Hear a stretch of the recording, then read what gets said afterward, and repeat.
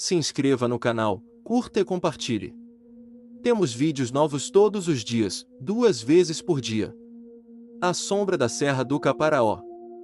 A Serra do Caparaó, com seus picos envoltos em nuvens e vales profundos cobertos por mata fechada, é um lugar onde a beleza natural se mistura a um silêncio que inquieta.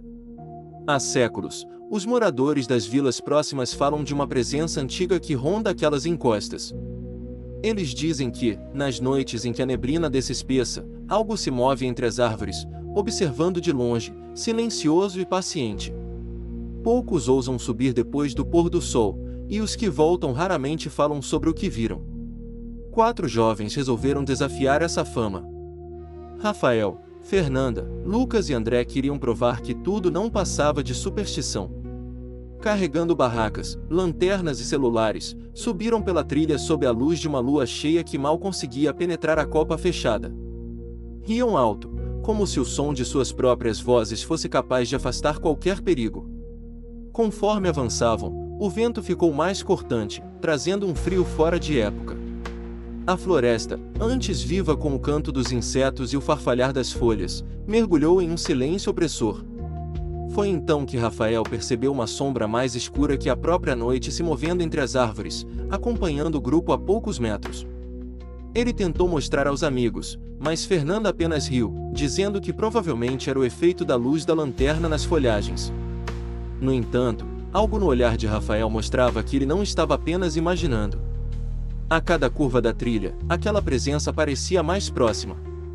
Não havia som de passos, nem de galhos quebrando, apenas aquela sensação de que não estavam sozinhos. Chegaram a um platô e decidiram descansar. Foi nesse momento que um som grave e arrastado, semelhante a um suspiro profundo, ecoou atrás deles. As lanternas iluminaram apenas névoa e troncos retorcidos, mas Rafael, por um instante, jurou ver 2 fendas vermelhas brilhando no escuro. O riso nervoso que escapou do grupo não conseguiu disfarçar o desconforto crescente. Mesmo sem dizer em voz alta, todos começaram a se perguntar se não teriam cometido um erro ao subir a serra naquela noite. A caminhada foi retomada em silêncio.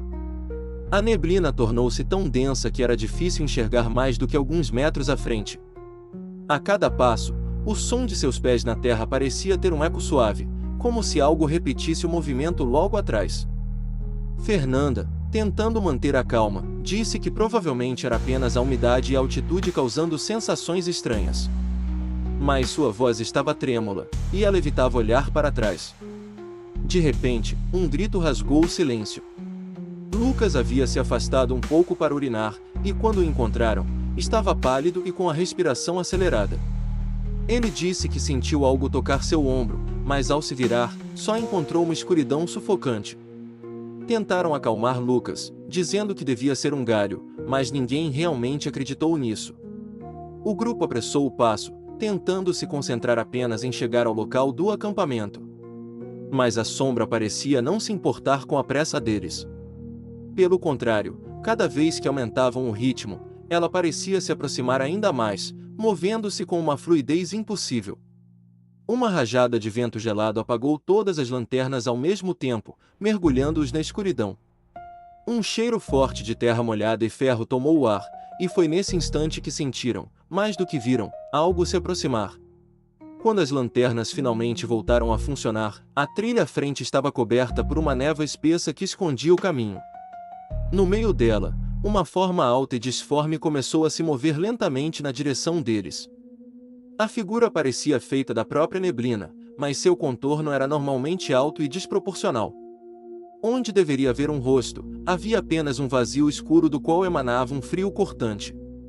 Os jovens recuaram, tentando manter distância, mas cada passo para trás era acompanhado pela criatura, que se movia sem emitir som algum. Rafael, desesperado, tentou falar com ela, mas a resposta foi um eco distante, distorcido, impossível de entender. O peso no ar aumentou, tornando a respiração difícil. Era como se algo invisível pressionasse seus ombros, forçando-os a se curvar. Lucas, apavorado, gritou para que corressem, mas a névoa ganhou forma sólida, bloqueando o caminho à frente. Fernanda pegou uma pedra e a lançou contra a sombra. O objeto atravessou seu corpo e caiu sem fazer barulho, como se tivesse sido engolido pelo vazio. A criatura parou. As duas fendas vermelhas surgiram novamente, brilhando intensamente no meio da neblina. E então, com um movimento abrupto e antinatural, ela avançou sobre eles. Tudo ficou escuro. Quando recobraram os sentidos, não estavam mais na trilha. O chão era de rocha úmida e irregular, cercado por paredes cobertas de musgo. Não havia céu acima deles, apenas uma penumbra sufocante. Confusos, perceberam que seus relógios haviam parado e os celulares estavam mortos. O ar ali era pesado, com um cheiro de mofo e algo metálico, como sangue seco. Uma voz baixa ecoou por todos os lados, sem uma origem clara. Vocês não deviam ter vindo. O som parecia penetrar na mente de cada um, causando calafrios. A respiração da criatura voltou a se aproximar, lenta e profunda. Rafael sentiu algo tocar sua nuca e se virou rapidamente, mas não viu nada, apenas escuridão. Tentaram correr, mas não importava a direção escolhida, o espaço parecia distorcido, e as paredes nunca se afastavam. Foi então que compreenderam que não estavam em um lugar físico, mas dentro da própria sombra. A voz ecoou novamente, mais intensa: um de vocês ficará. O pânico se instalou, e começaram a discutir, apontando uns para os outros. O medo se transformou em desconfiança, e no meio do caos, Lucas desapareceu sem deixar vestígios. A sombra começou a se dissipar, e de repente eles estavam novamente na trilha da montanha. O vento soprava, carregando a névoa, e apenas 3 deles permaneciam ali, atônitos e ofegantes. Chamaram por Lucas repetidas vezes, mas o som parecia ser absorvido pelo ar, como se não pudesse ir muito longe. A descida foi feita em silêncio absoluto, cada passo mais pesado que o anterior. Ao chegarem à base da serra, juraram nunca mais voltar. No fundo, sabiam que Lucas não voltaria, e que a sombra agora os conhecia. 3 dias depois, Fernanda recebeu uma mensagem no celular, enviada do número de Lucas: ainda estou na serra. Quando tentaram ligar, descobriram que o número estava fora de serviço há dias.